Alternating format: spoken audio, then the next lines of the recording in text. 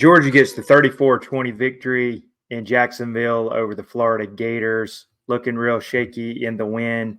Big question is Carson Beck with another 3 picks. He's the pick machine this year, man. 11 total interceptions, 8 in the last 3 games. Got to clean that up. Got a new guest, Zach Moreth from the Rebel Walk. We do preview and prediction for the big-time matchup. Georgia goes on the road at Ole Miss in the Grove. Going to also talk about the big-time question. Is Lane Kiffin possibly looking at a new job in the offseason? Zach gives his thoughts on that. Also, make sure to like, subscribe, share the podcast. That'll really help us out. Got a special new guest. Got Zach Moreth from the Rebel Walk Podcast. Hopefully I said that right. Yes, sir. Spot on, Trey. Appreciate it. He's joining us. Want to first off look at Georgia's win over Florida, 34-20.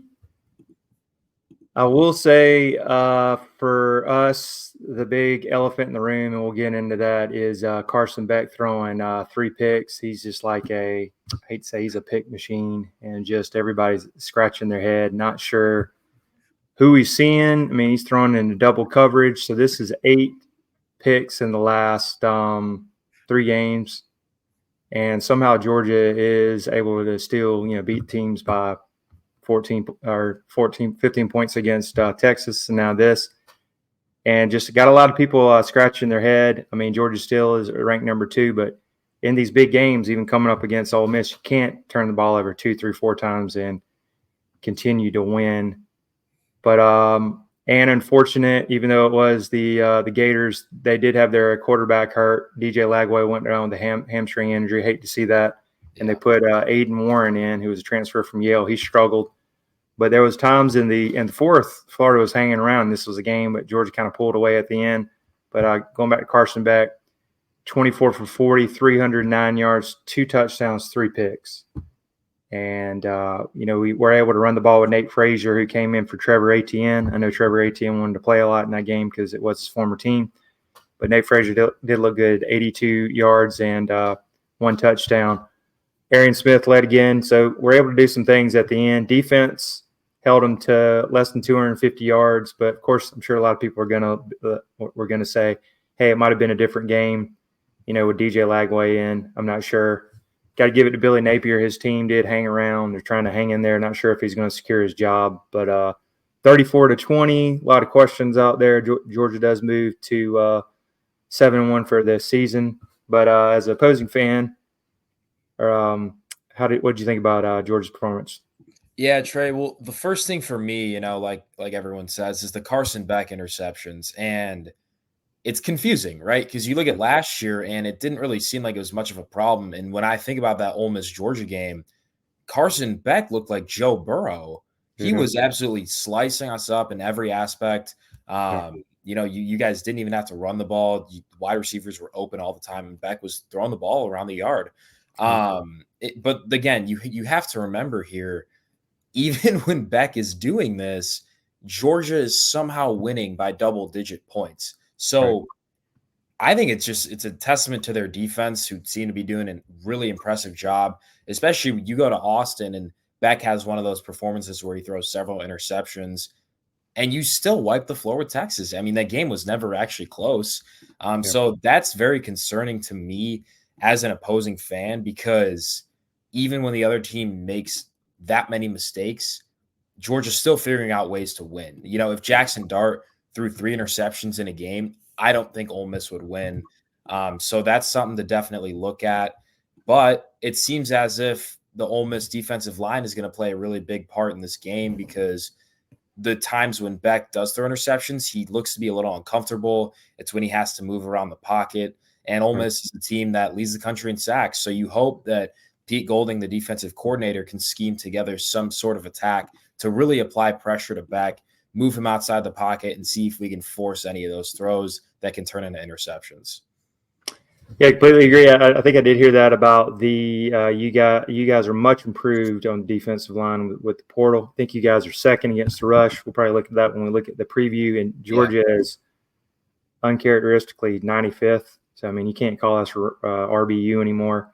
We're very pass heavy. Got Beck turning over all the picks, and I think we're like, I was looking earlier, like 1/12 in the nation in picks. There's actually a team, East Carolina, dead last with 16 picks. Obviously, they probably why they fired their coach, but 11 is not good. This is actually the most interceptions by a Georgia quarterback since 2010. So if that tells you anything. Oh my gosh. Yep. And So, even so, you're the second best team in the country, and you honestly should have beat Alabama. Like, it's crazy, man. It just goes to show. Credit to Kirby Smart and the rest of the Georgia staff. Completely agree, but I kind of feel like Georgia fans is like, it's November, so you are who you think you are. So this might continue, and we just maybe got to try to limit it to maybe 1 to 2 turnovers. Will be doing great. Yeah. And he still hasn't played a smooth. I don't even want to say he's in the Heisman Trophy game. That's the way. I mean, he's probably looking like a 3rd-round pick, but he still hasn't had a smooth game yet. I mean, maybe the Auburn game, even though that was kind of a slow game. I think he's like 23 of 29, like 240, 2 touchdowns, no picks. But that was kind of a slow, methodical game, not a lot of explosives, but we'll see. And then going over looking at you guys put a beating on Arkansas on the road, hanging a 63 burger, which is impressive against, non-power 4 teams, much less a SEC school. And Jackson Dart 6 touchdowns, throw it around the yard, but very impressive win against pretty good Arkansas team who'd beat, for instance, like Tennessee earlier in the year. Right, and this was the game where everything came together for Ole Miss. It was the game that us fans, us reporters, the entire Ole Miss community had been waiting for, and seemingly promised since you go out and you get the #1 transfer portal class, and you return almost every key starter from last year's group. It felt really good to see this offense kind of explode, even without, they're playing without their starting tight end, Caden Prieskorn, and they're playing without their starting wide receiver, Trey Harris. They're also playing without their best left tackle in Jaden Williams. So it's good to see that offense kind of explode there because it was something that, us fans are waiting on and that we hadn't seen in the entire year. So. Yeah, very impressive. Very impressive win, 63-31. And I'm sure as Georgia fans looking out here, I'm like, you can't turn the ball over against this high-powered Ole Miss team. And we're a little nervous. We'll look at the spread and the matchups. But how about on the defense? And how did you guys look? Because I know you guys kind of jumped up early, but just more or less you're starting some backups, some garbage time, or how about getting the 31 points? I noticed that. No, it's a fair question. There was a lot of garbage time. I think there was definitely 1 touchdown in garbage time. I believe there might have been 2, but at halftime it was 35-10. So you kind of take that, and Lane Kiffin talked about it, but the defense kind of played to the score. It looked like there was a drive in the 3rd quarter when Arkansas, I think it was like a 7-play drive. They absolutely marched down the field, and Ole Miss defense looked like a completely different unit. But then the next drive, it was like a 3-and-out. So it's going to be important that we don't play to the score because let's say, Carson Beck does throw an interception and we go up 14. The defense has to rise to the occasion on that next drive and not just assume that Beck's going to make another mistake. And that's been something that's been talked about for kind of the entire year here with Ole Miss and their defense is keeping that foot on the pedal, keeping the foot on the gas, and just trying to suffocate the opposing team. And I thought they did a good job against Arkansas for the most part. But again, that 3rd quarter touchdown, it was kind of a pathetic drive. But again, 8 sacks, really limited Taylon Green. I thought it was the most complete performance from this Ole Miss team for the entire year. So, yeah, a lot of very impressive win. I think a lot of people maybe kind of had you guys maybe kind of on upset alert, similar to Texas A&M that was on upset alert, and they got a complete beating and blowout. And Williams-Brice. But you guys took care of business, man, and looked very impressive. And you guys looking good, rolling for the home game. And before we jump into that, going to do a great sponsor of our show, VivaTequilaSeltzer.com. 0 carbs, 0 sugar.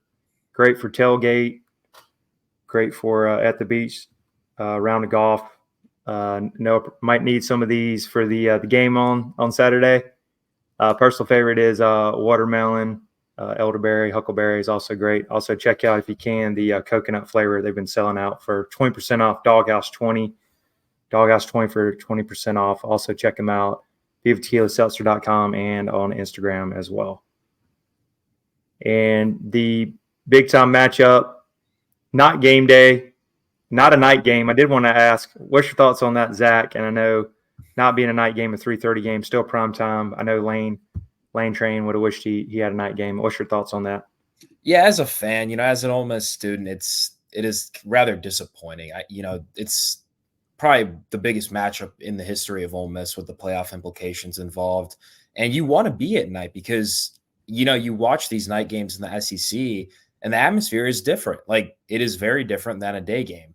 The one thing I will say is I'm hoping by the third and fourth quarter, because of this daylight savings thing, it is technically night outside. And it is technically dark, but it is frustrating that you're not starting at 6:30 like LSU, especially when you look at the amount of night games that LSU gets. I mean, they had one against us. Now they're getting one versus Bama. It seems like every marquee game that LSU plays at home, they're going to get it at night. So I understand the frustration as an Ole Miss fan. And I also think the matchup is honestly just a little bit better. I think you have, the two most talented rosters in the country battling it out in Oxford, Mississippi. You're watching LSU, who just got blown out by Texas A&M. And then you look at Texas A&M just lost to South Carolina terribly, and an Alabama squad who, no, you don't want to disrespect them. Like, great team. But they should have lost to Georgia, and then they lose to Vanderbilt. And who else has Bama lost to? They have another one? Vanderbilt. Yeah. Who else was it? I know. I can't remember. Whatever the case, I don't know. I don't think their matchup was worth the night slot. Oh, yeah, Tennessee beat them. Yeah, Tennessee and South Carolina almost beat Bama. So I just don't know if that was worthy, but it's Death Valley, and they're going to give it to them regardless. So it is frustrating. But, we can't do anything about it. So it is what it is. Right. And I'll say maybe on the down low, because Georgia's played a lot of night games. Kind of glad from a Georgia fan it is 3:30 for us. So that might have been a blessing in disguise. We got a night game next week against Tennessee. It just was announced at home, so that'll help us out. Tennessee. Yeah, right. It's all like the feeling of a night game is awesome. Like, the environment's going to be turned up. It's going to be even more electric. You guys got the Grove too, man. I hear great things. Never been, but everybody always says it's a good time. Yeah, swing by, Trey. If you're ever in the Grove, please let me know. Yeah, man, that'd be great. Yeah, looking at it, number 2 against AP, number 16. I think in the other poll, coach's poll, I saw 12, so that's a big difference there. Yeah, but Georgia minus 2.5. Which Georgia is 2-6 against the spread. So for everybody, if you want to make some money, bet maybe take the other team on this one. This one looking like, which is crazy. But Carson Beck sitting there, 17 touchdowns, 11 picks. Jackson Dart, probably one of the best. I think he's probably starting to be in the Heisman conversation way more than Carson Beck ever will be. But 21 touchdowns, 3 interceptions, over 3,200 yards. And who's the guy that kind of lit it up last week for you guys? Didn't he have a bunch of touchdowns? Yeah, wide receiver Jordan Watkins. He set the single game touchdown record for a wide receiver and the single game yard record for a wide receiver. So credit to him, man. Right, that's great. So looking at the matchup, any kind of maybe some looking at the Georgia matchup, looking at us. So I guess 2 things. So what would you maybe see some advantages that you're really looking at, and maybe some weaknesses or question marks on your guys' side? Yeah, so the first thing, I give advantage to the Ole Miss defensive line. I think it's the best defensive line in college football. You have several first-round picks in Walter Nolan and Prince Iman-Mielon, and several second-round picks in J.J. Pegues and Jared Ivey. 4 proven players who are going to attack a very good offensive line, right? And I don't want to discredit Georgia by any means. It goes to show that I believe this Ole Miss defensive line is a problem. They didn't record any sacks against LSU, but they were also missing the best pass rusher in the country in Prince Iman-Mielon. He did not play that game, and I think his presence has done tremendous things for Ole Miss. And when he's played in the past 2 weeks, Ole Miss has recorded 18 sacks. I'm a little concerned. I think the matchup where Georgia is going to find a lot of success is their wide receiving core. Arian Smith, Dominic Lovett, Dylan Bell. These are really good players, and I like our secondary, but I think, the passing attack of not only Carson Beck, but those wide receivers is something that Georgia definitely has the upper hand in. That's why it's so crucial for this defensive line and try and get as much pressure as possible. Looking at the Georgia defense versus the Ole Miss offense, this is one of those matchups that you dream about, right? It's NFL talent against NFL talent all over the board. I do think that the Georgia defensive line is going to cause some trouble for the Ole Miss offensive line. Ole Miss O-line looked honestly really bad until 2 weeks ago against Oklahoma. We have changed our scheme a little bit. We're trying to get the ball out of Jackson Dart's hands quicker, which I think has been really effective. And you're going to have to continue to do that, right? I also think I don't really know what the offense is going to look like because we haven't had Trey Harris playing since LSU. So this is arguably the best receiver in the country, and he hasn't played in 3 weeks, but you've still managed to find a lot of success. So how can you implement Trey without taking catches away from the other guys who are really making your offense go? But I want to ask you, Trey, coming from the Georgia perspective, where do you think, you guys may have an advantage or maybe not? Well, I'm gonna have to go with the top man there, Carson Beck. If he can play a smooth game, and we still haven't played a complete game, but I'm still going back to everybody's like waiting around. Well, maybe we're not going to play a complete game, but our defense is quietly getting better. I know there's some struggles against Mississippi State. They're quietly number 12 in the nation, and they gave Jackson Dart and you guys problems last year, and it's going to be the whole Kirby versus Lane Kiffin. They're going to be X's and O's. It's going to be that. So I think our D-line is getting healthier. There's a chance we get some other guys back. Got out pretty much unscathed. And I'm not sure if we'll get Small Mondin back. He might still so we're still not there. We might can get some guys back. But I feel like we can hang around. You guys can't turn the ball over. But I'm really worried about is that you just mentioned that 18 sacks, because we kind of had musical chairs at our O-line. Tate Ratledge, our best guy. We did get him back a little bit last week, but he's still coming off that injury, trying to ease him back in.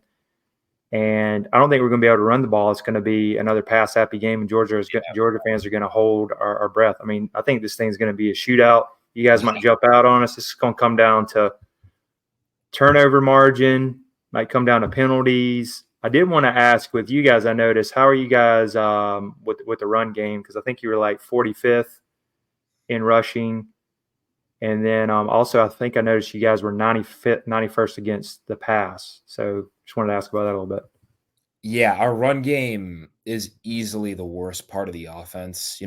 You watch film, probably averaging 3 yards a carry, and against a Georgia defense, like, I don't know how much that's really going to work, right? But you have to try and establish some sort of run game because the secondary of Georgia is elite. So if you plan on passing the ball, you need to be able to hand it off a couple of times to those running backs. Our starting running back, who people were very questionable about, some people didn't want him playing, but he got injured last week. I'm praying he's okay, but it looks like he'll be out for the season. So there's going to be some new faces, some really unanswered questions right now that I don't really have the answers to.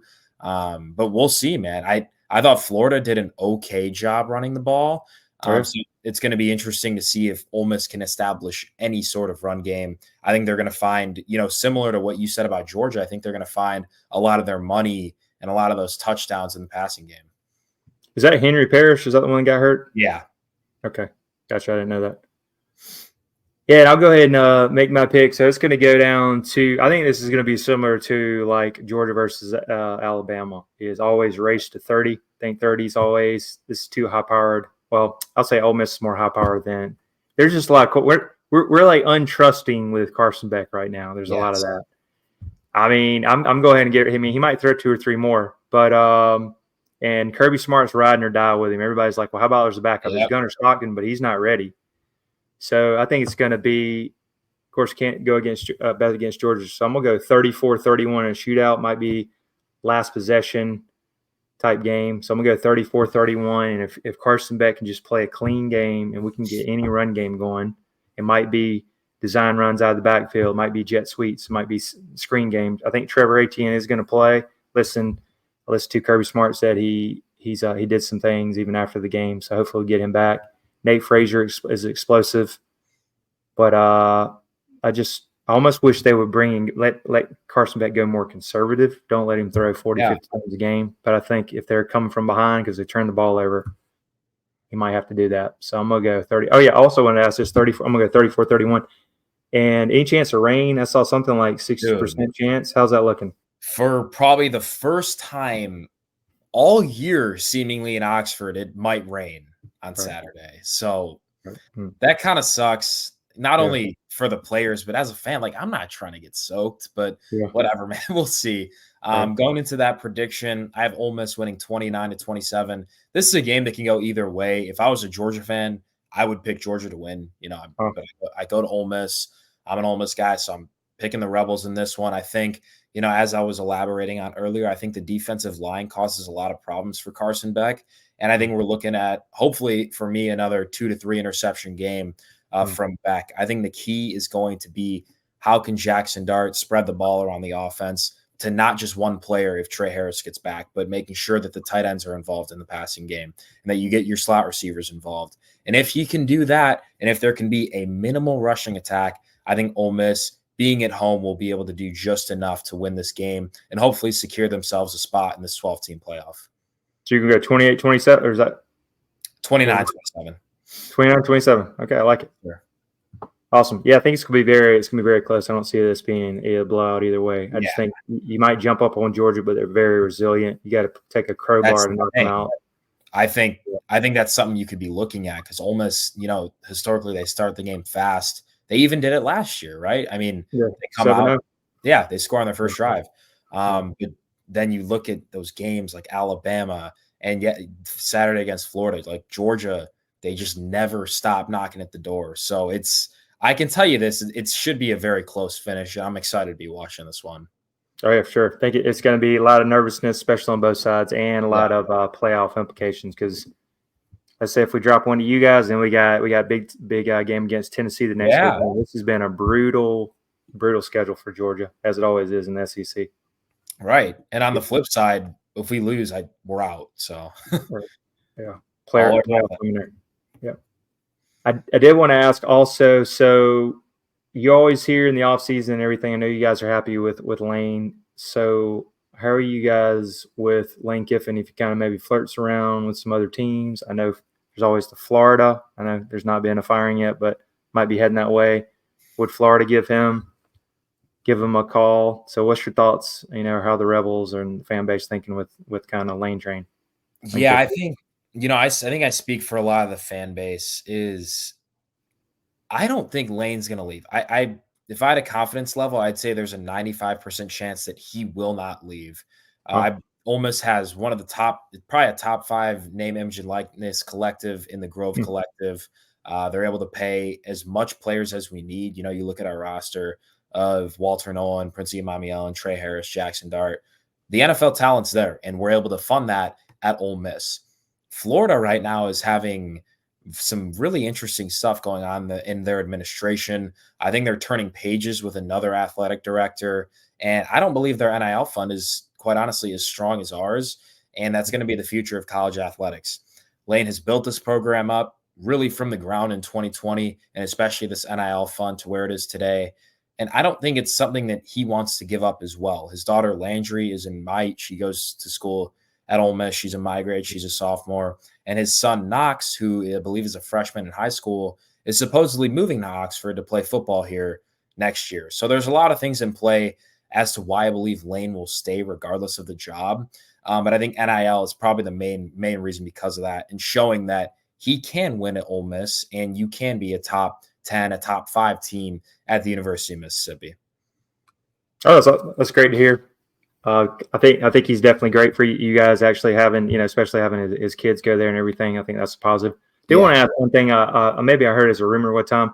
Is there something with the state of Mississippi, even with state employees, where you can't get like long extended contracts or something? So I did want to mention that because, as you know, you might have Florida. Hey, we'll give you 8-10 year deal. Right. Is there maybe something to worry about? Or I don't think it's anything to worry about just because if you look at those deals, the money would be very similar. So sure, you could go and, get a longer deal for 8 or 10 years or whatever the case may be.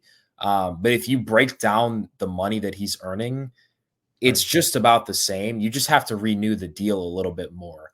Obviously, if Florida came after him, they would come after him with a lot more money that he's being paid. But I would fully expect Ole Miss to match and do everything they can to keep him here because even though he says stupid things and he tweets a lot of ignorant things, he wins.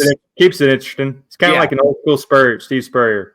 Yeah, he wins and he keeps everyone around here engaged. So honestly, I like Lane running the show, and I'm hoping he chooses to stay in Oxford. Yeah, man.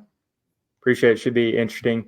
So I wanted to say, Zach, how do we follow you and the Rebel Walk on social media and how we follow your content? Yeah, man. Well, again, thank you. I appreciate you having me on, Trey. But you guys can follow our Twitter at The Rebel Walk. Our website has all your Ole Miss sports needs, therebelwalk.com. We also have a YouTube channel, The Rebel Walk. There it is. I appreciate you pulling that up, Trey. Yeah, man, you got 41,000 followers. That's impressive. Yeah, man. Thank you so much. Credit to my boss, Miss Evie, for building that up. And you guys can follow me on Twitter at Zach Moreth. Shoot me with any questions you have. I'm really looking forward to the game this weekend, man. Yeah, man. Really appreciate you coming on. Also, I saw you guys are on Instagram too, over 6,000 followers. So that's impressive. Thanks, Trey. Thank you so much, dude. I appreciate it. Yeah, man. Appreciate you coming on, Zach, and we'll give you a big-time matchup. If everybody's still around, make sure to like, subscribe, share the Dawg House Podcast. Give you a Go Rebels and Go Dogs. Thanks, Trey. Appreciate you, man. All right, man. Appreciate it.